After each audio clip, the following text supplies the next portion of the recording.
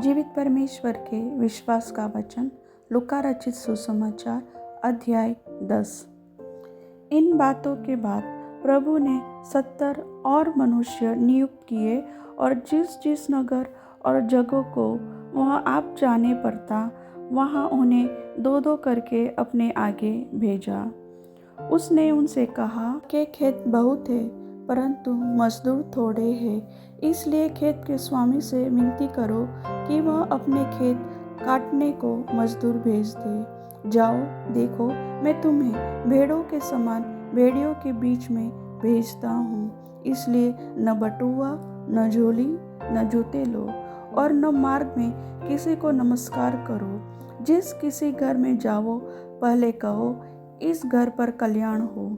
यदि वहाँ कोई कल्याण के योग्य होगा तो तुम्हारा कल्याण उस पर ठहरेगा, नहीं तो तुम्हारे पास लौट आएगा। उसी घर में रहो और जो कुछ उनसे मिले वही खाओ पियो, क्योंकि मजदूर को अपनी मजदूरी मिलनी चाहिए। घर घर न फिरना। जिस नगर में जाओ और वहाँ के लोग तुम्हें उतारे तो जो कुछ तुम्हारे सामने रखा जाए वही खाओ। वहाँ के बीमारों को चंगा करो और उनसे कहो, परमेश्वर का राज्य तुम्हारे निकट आ पहुँचा है। परंतु जिस नगर में जाओ और वहाँ के लोग तुम्हें ग्रहण न करें तो उसके बाजारों में जाकर कहो, तुम्हारे नगर की धूल भी जो हमारे पाँवों में लगी है, हम तुम्हारे सामने झाड़ देते हैं। तो भी यह जान लो कि परमेश्वर का राज्य तुम्हारे निकट आ पहुँचा है। मैं तुमसे कहता हूँ, उस दिन उस नगर की दशा से सदोम की दशा अधिक सहने योग्य होगी। हाय खुराजिन, हाय बैतसैदा, जो सामर्थ्य के काम तुम में किए गए, यदि वे सूर और सैदा में किए जाते तो टाट ओढ़कर और राख में बैठकर वे कब के मन फिराते। परंतु न्याय के दिन तुम्हारी दशा से सूर और सैदा की दशा अधिक सहने योग्य होगी। और हे कफरनहूम, क्या तू स्वर्ग तक ऊंचा किया जाएगा तो अधोलोक तक नीचे जाएगा। जो तुम्हारी सुनता है वह मेरी सुनता है, और जो तुम्हें तुच्छ जानता है वह मुझे तुच्छ जानता है, और जो मुझे तुच्छ जानता है वह मेरे भेजने वाले को तुच्छ जानता है। वे 70 आनंद करते हुए लौटे और कहने लगे, हे प्रभु, तेरे नाम से दुष्ट आत्मा भी हमारे वश में है। उसने उनसे कहा, मैं शैतान को बिजली के समान स्वर्ग से गिरा हुआ देख रहा था। देखो, मैंने तुम्हें सांपों और बिच्छुओं को रौंदने का और शत्रुओं की सारी सामर्थ्य पर अधिकार दिया है, और किसी वस्तु से तुम्हें कुछ हानि न होगी। तो भी इससे आनंदित मत हो कि आत्मा तुम्हारे वश में है, परंतु इससे आनंदित हो कि तुम्हारा नाम स्वर्ग पर लिखे है। उसी घड़ी वह पवित्र आत्मा में होकर आनंद से भर गया और कहा, हे पिता, स्वर्ग और पृथ्वी के प्रभु, मैं तेरा धन्यवाद करता हूँ कि तूने इन बातों को ज्ञानियों और समझदारों से छिपा रखा और बालक पर प्रकट किया। हाँ हे पिता, क्योंकि तुझे यही अच्छा लगा।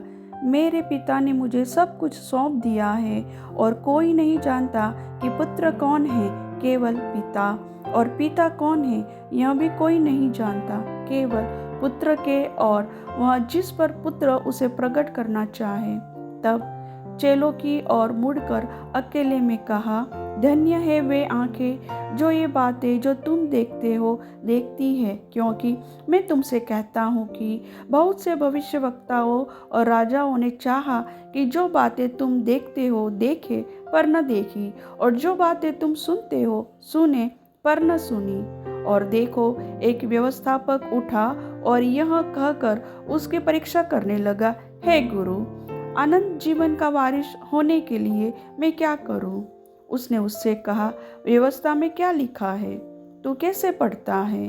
उसने उत्तर दिया, तू प्रभु अपने परमेश्वर से अपने सारे मन और अपने सारे प्राण और अपनी सारी शक्ति और अपनी सारी बुद्धि के साथ प्रेम रख, और अपने पड़ोसी से अपने समान प्रेम रख। उसने उससे कहा, तूने ठीक उत्तर दिया, यही कर तो तू जीवित रहेगा।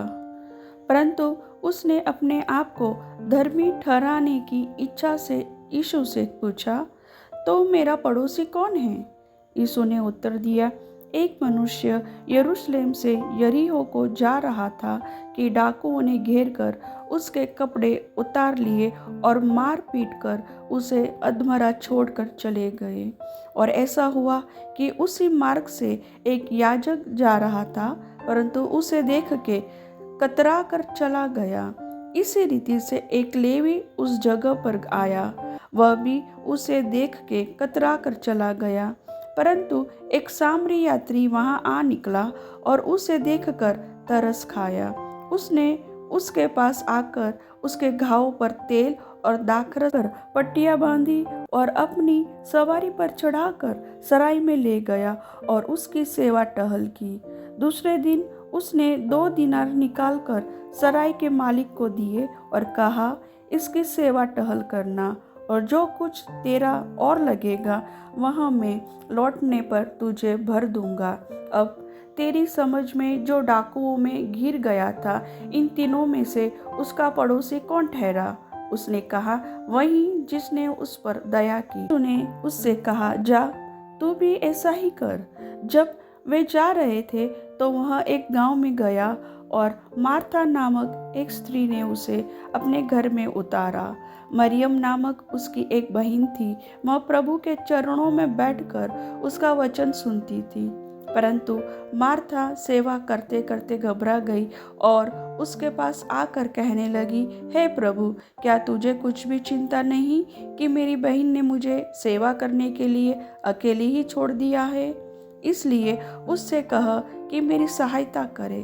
प्रभु ने उसे उत्तर दिया, मार्था, हे मार्था, तू बहुत बातों के लिए चिंता करती और घबराती है, परंतु एक बात आवश्यक है और उस उत्तम भाग को मरियम ने चुन लिया है, जो उससे छीना न जाएगा। प्रभु वचन के सुनने वाले को आशीष दे। आमीन।